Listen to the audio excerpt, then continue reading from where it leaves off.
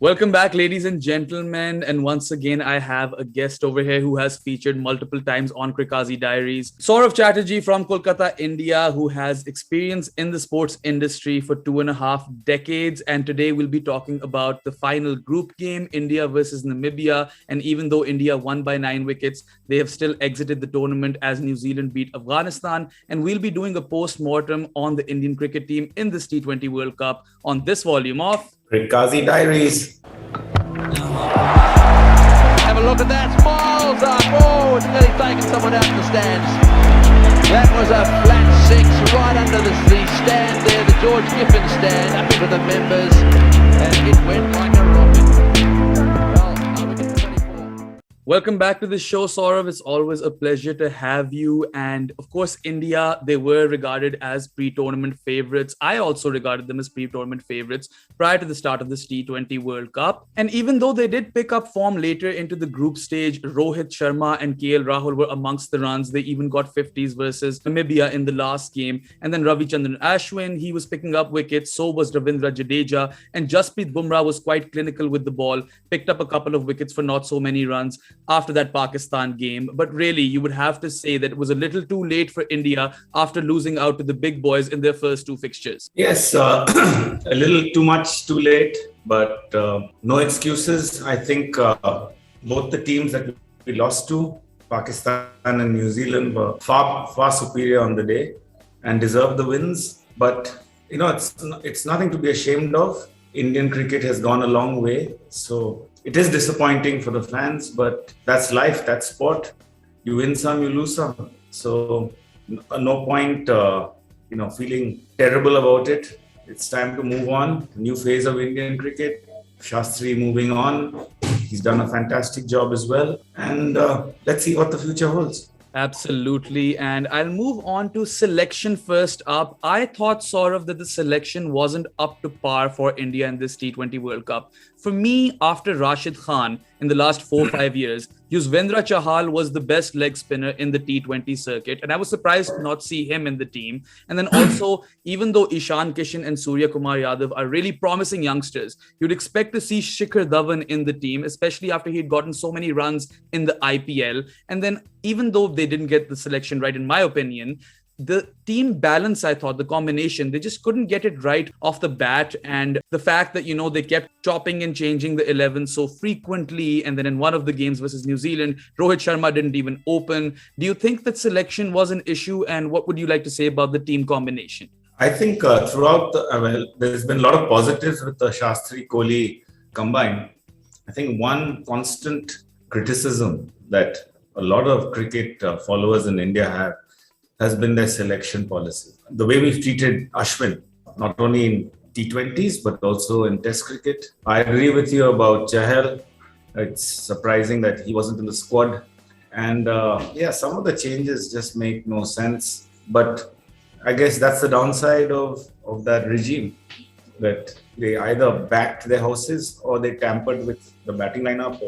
In this case, it didn't work. Yes. We've seen it work in some tours and some test matches where we said, oh, what's he doing here? And then suddenly the guy goes ahead and becomes a match winner. So like I said earlier, you win some, you lose some, but definitely agree with you completely that the team selection was way off the mark. And we've spoken about Ravichandran Ashwin before as well on our shows. During that test series versus England, we were both advocating for his selection, at least in the Oval Test. And then in this T20 World Cup, when the warm-up games happened, Ashwin looked in form. He was really making the ball talk on those sort of wickets. And the fact that he didn't play the first 2 games, I thought that was very suspect and not a good move at all. And sort of, even though Varun Chakravarti is a fine talent, and I also like Rahul Chahar, and Surya Kumar Yadav and Ishan Kishan too are fine batting talents. But I just feel like, given that the IPL is the premier T20 tournament in the world, as far as domestic cricket is concerned, you'd still feel that, the pressure that one faces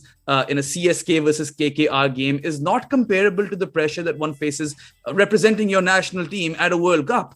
Absolutely. It's been a strange World Cup for India because we went in as overwhelming favorites. There were so many expectations. All our matches were at prime time. We played with a week gap between each match.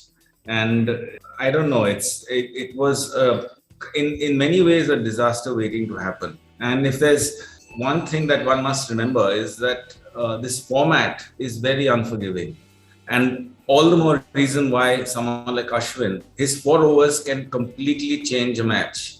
Bowlers win matches in T20, not batsmen, because it's just that 1 over where you give away 2 runs or 3 runs at a crucial stage that wins your match. If you have someone going off the mark, bowling wides, short bowls, half volleys, and goes for 15 or 20, a lot of it is due to the skill of the batsman, but it's also all comes down to the skill of the bowler. And Ashwin is a class act, so it was very surprising to see him not play and to play Varun Chakravarti. And there was this talk of Varun Chakravarti being a mystery bowler. But at this level, I mean, what mystery is he going to bring to the table? Ashwin himself is someone who's reinventing himself every time he goes to the nets. So I think we missed a trick there for sure by not playing Ashwin, but no point crying over spilt milk now. Fair enough. And some other rationale that has been presented, or at least I have thought of with respect to India's off-color performance, was that India didn't really get to play as a unit prior to this T20 World Cup. Of course, all of the players were playing individually in their teams in the IPL. And then you can't discount bubble fatigue, right? They were on the road in COVID bio bubbles for 6 months straight, and there wasn't any rest in between. And then, of course, India was quite unlucky with the toss as well, the toss being so crucial on these wickets. But you'd have to say that the 2 games that they lost, they would have lost regardless of the toss because they just couldn't put up a good enough performance. So which of these reasons do you think was the main contributing factor to India's dour performance? Personally, as someone from the sports industry, I am going to completely ignore the bio bubble fatigue thing. I think the Indian cricketers are privileged in these horrible 2 years to be able to do what they do, earn the kind of money they have when the whole world is suffering. Mm-hmm. So if your punishment is staying in a bio bubble and earning a lot of money, playing a sport that is your profession, you can't put that down as a reason for not performing. You're a professional sportsman. You have the privilege at a terrible time of the world to be able to do what you love doing and that you're paid to do. So there's so many people, millions of people have lost their jobs, lost their earning. So that wouldn't be the right reason. Yes, I think IPL takes far too much time and far too much energy out of the players. And the timing, if we did well, people would have said, yes, they had the perfect preparation. They were playing in the same country. They're playing on the same pitches. Isn't that the perfect preparation? So excuses will always be there. I think we were just not good enough on the day. But having said that, we must also remember as cricket lovers that T20 is the format where anyone can beat anyone on their day. It just takes 2 or 3 overs of genius or of stupidity and a match is decided. Because say it's a crucial 17th over and you need to up the run rate and somehow your batsman just can't get the ball off the square. Like Afridi, the young Afridi, Shaheen Afridi, bowled that fantastic spell. We put India on the back foot. So it just takes 2 or 3 overs of genius or of stupidity to win a T20 match. If you ask me, the best chance of Scotland or Namibia or any developing nation beating a test playing nation, it's in the T20 format. Mm-hmm. I give them absolutely no chance in a test match and slightly less chance in a one day. But T20, that's the fun of the format. But you cannot expect that a team is going to go into a tournament and just wipe the opposition away. It's not going to happen at this level. No. Those are very, very valid points. And you alluded to the IPL earlier. Do you think sort of that the IPL was a little mistimed given that there was no break between the IPL and the T20 World Cup? And also the IPL is heading towards 10 teams now. So it's going to have more burnout associated with it. And you think that might be an issue going into the future and that might take away from the international game? I worry for the future of the sport because, there are going to be so many cricketers like there already are, who are going to be journeymen, who just go from one T20 league to another. And, a quick 30 or a quick 40 is what's going to be expected of batsmen. Bowling, a good 2-over spell is what's going to be expected out of bowlers. Fielders, will be more athletes than... So someone like, say, a proper cricketer, like someone like Ashwin, for example, unless people back him on his skills, there's going to be no place for cricketers like him in the future, because it's going to be all about these big power hitting Andre Russells and, those kind of guys. And I fear for the future of cricket, because I'm someone who loves the traditional format.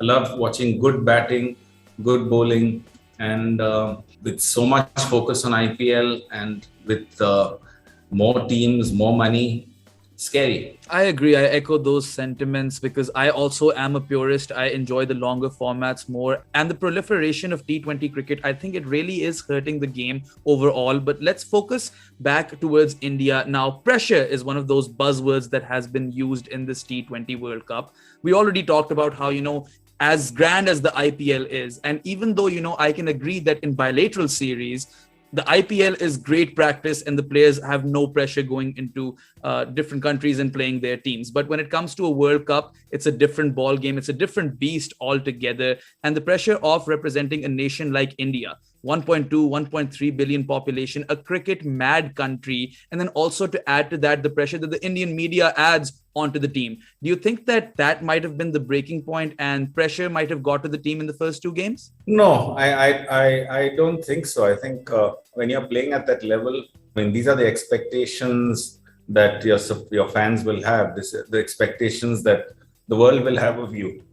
And you've reached that level because you've been able to deliver in the past. Let's just give credit where credit is due. The Pakistani side was outstanding on the day, and they've been outstanding throughout ever since. And the New Zealand side are no pushovers.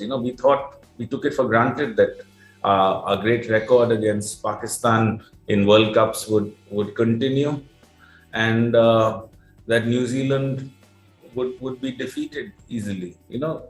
But it's cricket, and we were outplayed in both those games. Fair enough. Now let's head towards the future. Of course, it is a game at the end of the day, and India is still a fantastic team. There's no doubt about it. But looking towards the future, of course, Shastri and Bharat Arun, their tenure has ended as coaches. And then Virat Kohli's time as captain of this T20 international team has also ended. So going into the future with Rahul Dravid coming in as head coach, who do you think will captain this side in T20 cricket? Is Rohit Sharma still the most viable option, or will they go towards KL Rahul? And do you think the team requires a complete reboot or an upheaval, or they stick with the same guys and just kind of change their approach a bit? I've heard a lot of stuff about how India approached the T20 game as like ODI cricket, which I personally disagree with. I've seen these Indian players play the IPL and for India. Even if you look at the warm-ups, I do not think they approach this game as ODI cricket. But going forward, what measures do you think they will take? Who do you think will take the helm as captain? And what expectations do you have from Rahul Dravid as Indian coach? So Rohit Sharma is the right man. He's a terrific captain. He's a great leader, as he's shown for Mumbai Indians in this format. He's very calm, composed. But he's also a year older than Virat Kohli. So is that the correct move long term? So maybe KL Rahul would be a better choice, in my opinion, though there's no doubt that Rohit Sharma is the best leader in the side. As far as reactions and, chopping and changing, there's no need for a knee-jerk reaction. We had 2 bad games. It's sport. It can happen. Who do you drop? Who do you change from this side? Who do you bring back? No one's really underperformed or, stood out as being very poor in this tournament. Also, I'm not sure about the focus of the Indian cricket team. Will it be all on T20, or will it be divided between the different formats? I think horses for courses would be Rahul Dravid's way forward. He might pick specialists for T20 with 1 or 2 of those superstars always being a part of everything, and similarly focusing on 50 overs and test matches in a similar way, because that way you have very focused cricketers playing a format, being expected to deliver. Yeah, and these days you don't even see a lot of all format players in general. You do have that horses for courses strategy across the board. And of course, Rahul Dravid, he's been so successful with the under 19 team. He's played his cricket with such dignity, and he's that sort of a person in Indian cricket who demands and commands respect. So all the best to Rahul, of course. And India have a home series coming up versus the Kiwis. And I guess there's a score to settle, given that they've lost to them both in the World Test Championship final, 50 over World Cup semi-final, and now the group game versus New Zealand in this T20 World Cup. So best of luck to India, and of course I have no doubt that India will be back on top. Just on a final note, Saurav, let's take some early predictions for the final. Which two teams do you think will make it? See, it's four very strong teams in the semi-final, and like I said earlier, it just takes 2 overs of genius, batting or bowling, to change the format. Pakistan have been fantastic, outstanding in this tournament. England too have been really good, but South Africa showed that on a given day anything can happen. So while an England-Pakistan final would be ideal, you can't dismiss the trans-Tasmanian countries. They're both very strong cricketing nations. I think the semi-finals are going to be fantastic matches, and the finals, like so often happens, might just be very one-sided, because a lot of emotions will go into these semi-finals. So one team will keep that momentum, one team might drain out. That's my prediction. But let's hope, for all my friends in Pakistan's sake, that it's Pakistan that wins. And I think Pakistan cricket, given all that's happened in the last decade and whatever, deserves that win. It's fantastic to see the talent and the experience gelling well together. So let's see. And all the best to Pakistan, but never know who's going to win on the final day. Like you said, a few overs here and there can completely change the course of a match in T20 cricket. But thank you for your warm wishes. Of course, it's really heartwarming to hear that sort of stuff from across the border, especially in a time where the media from both sides is absolutely... It's getting on my nerves. But anyway, that's the sort of stuff that we want to promote, love through sport and all of that good stuff. But yes, I have an inkling that it's going to be Pakistan versus New Zealand, because I just honestly think this New Zealand team is extremely underrated. The success that they've had in the last 5-6 years, and the fact that Jason Roy is now injured for England. So that might hurt them a bit. But of course, England are a top quality side. So I guess the most likely option would be Pakistan versus England. Of course, you can't count out the Aussies, but I have an inkling of Pakistan versus New Zealand. Let's see what happens. Let's see whose prediction is correct eventually. But of course, yours comes through. Yeah, let's hope. But anyway, thank you so much for your time once again, Saurav. It's always a pleasure to talk to you. Love having you on the show. As well. And I'll be keeping a close eye on who becomes India's next captain in T20 cricket, because Rohit Sharma, again, he's got 5 IPLs, right, to show for. And then KL Rahul seems to be the future. So that's one that I'll keep my eye on. But best of luck to India for their home series versus the Kiwis. And thanks for coming. Cheers. Always a pleasure. Take care. And that's a wrap for Volume 76, folks. I hope you enjoyed it. If you did, like it, share it, subscribe to the channel, and don't forget to hit that bell icon in order to be notified about all of my latest videos. I'll catch you after the first semi-final. That's all for now. Kazi off the mic.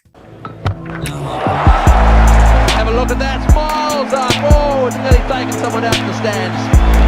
That was a flat 6 right under the stand there, the George Giffen stand, up into the members, and it went like a rocket.